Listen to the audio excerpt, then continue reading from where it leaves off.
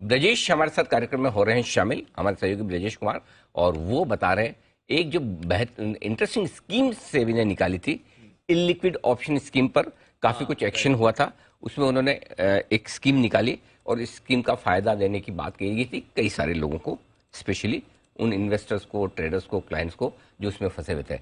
इस स्कीम पर एक बार पहले जरा अपडेट ले लीजिए, स्कीम क्या है, अपडेट क्या है, ब्रजेश बताइए।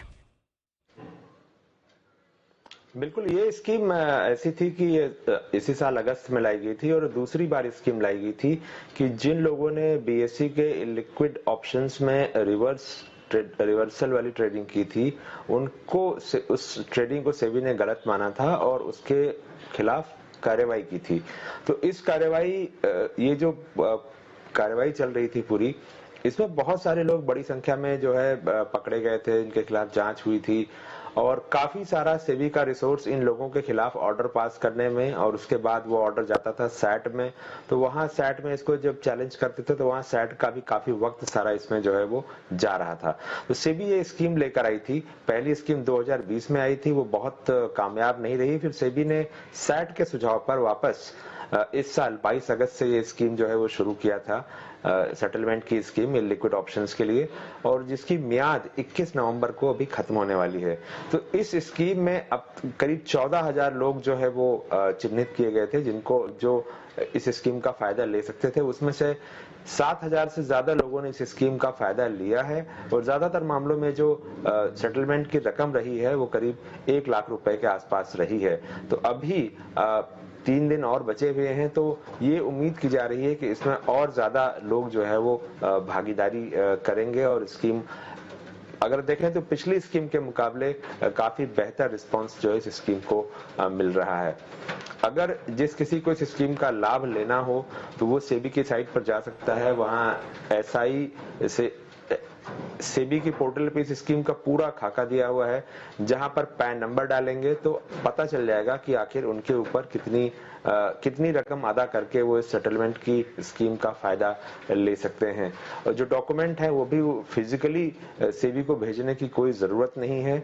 वो जो है एक अंडरटेकिंग देना होगा नोटराइज्ड, इसके अलावा अपना पैन का डिटेल देना होगा, पैन की कॉपी देनी होगी, और जो सेटलमेंट का एक लेटर देना होगा कि वो सेबी के साथ मामले को सेटल करना चाहते हैं। तो ये 3 डॉक्यूमेंट देने होंगे और स्कैन कॉपी लगानी होगी, और उसके बाद स्कीम जो है वो पैसे भरने के बाद प्रोसेसिंग में चली जाएगी।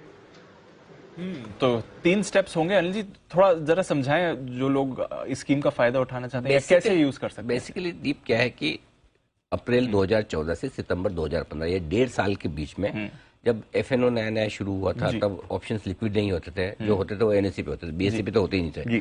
तो वहां पर कई बार लोग है ना वो प्रॉफिट लॉस के एडजस्टमेंट के लिए, कुछ लोग जेन्युइनली भी हो सकते हैं, लेकिन मैक्सिमम लोगों ने प्रॉफिट लॉस के एडजस्टमेंट करने के लिए इलिक्विड ऑप्शन में ट्रेड कर लिया। एक अकाउंट में प्रॉफिट आ गया, एक में लॉस आ गया, राइट, समझ गया, पकड़ लिया सेबी ने, पेनल्टी लगी नेचुरली, ठीक है, लगी। अब उसके बाद क्या कि ये मैटर गए सारे के सारे सेबी की तरफ, फिर सेट में जाते हैं, फिर कोर्ट में जाते हैं। अब लंबी प्रोसेस हो जाती है।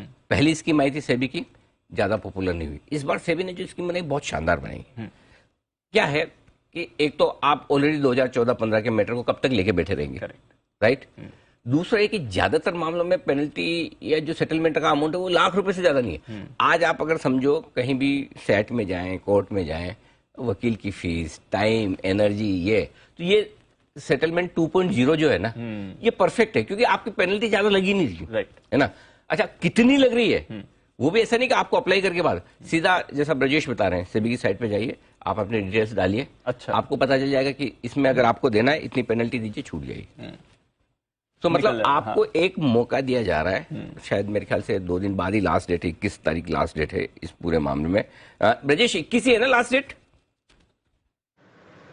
जी, 21 नवंबर की लास्ट डेट है और इसमें कोई दिक्कत नहीं है। आप ऑनलाइन देखिए, आप सारा फॉर्मेलिटी पूरा कीजिए, समझिए। एफएक्यू दिया हुआ है सेबी की वेबसाइट पे, सारी जानकारी वहां पर आपको मिल जाएगी और वो पढ़ने के बाद आप फैसला लीजिए कि सेटलमेंट स्कीम में मतलब फायदा लेना है या फिर अनिश्चितता की जो है वो अनिश्चितता में बने रहना है कि मामले का क्या होगा, सेबी में कब फाइनल होगा। तो वो सारी चीजें जो है सेबी की वेबसाइट पर दी हुई हैं। सो बेसिकली दीप, इसमें सबसे बढ़िया चीज है, जिन लोगों को लिटिगेशन में नहीं पड़ना है, मामले को लंबा नहीं खींचना है, कॉस्ट से बचना है, आप करो मत करो, कम से कम पहले सेबी की साइट पे जाके डाल के तो देखो डिटेल। अगर आपको नोटिस आया हुआ है, आपको इसमें पेनल्टी आई, तो आप देख लो कितनी देनी है, आपको खुद को समझ में आ जाएगा। सो आई थिंक अगले 2-3 दिनों में, 21 तारीख, हाँ मंडे, तो ये आपको देख के कर लेना चाहिए।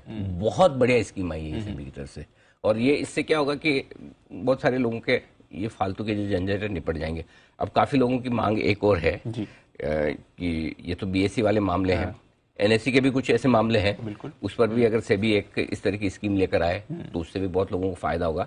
लेकिन चूंकि बीएससी में तो सारे ऑप्शंस लगभग सारे लिक्विड ही थे, एनएससी में शायद ये मुश्किल होगा कि कौन से लिक्विड माने कौन से इलिक्विड माने, इस वजह से शायद स्कीम हो ना हो। बट अगर वो आए तो वो भी फायदा हो। बट हाँ, ये बीएससी वाली स्कीम जो आई है, इसका फायदा ज्यादा से ज्यादा लोगों को उठाना चाहिए। जिन जिनके भी मैटर अटके पड़े हैं उनके लिए गोल्डन चांस भी है, लास्ट चांस भी है, नहीं तो फिर वो लीगल फॉर्मेलिटी और लंबी चलती रहेगी, मतलब नहीं। तो आई थिंक बहुत बढ़िया अच्छी खबर लेके आए ब्रजेश, और टाइमली लेके आए, ताकि जो इन्वेस्टर्स हैं जो इसमें हैं फंसे हैं, और ध्यान रहे ये इन्वेस्टर्स के और ट्रेडर्स के लिए, न कि ब्रोकर्स के लिए, ये उनके लिए स्कीम इंडिविजुअली है, तो ये ध्यान रखिए। धन्यवाद ब्रजेश पूरा का पूरा अपडेट देने के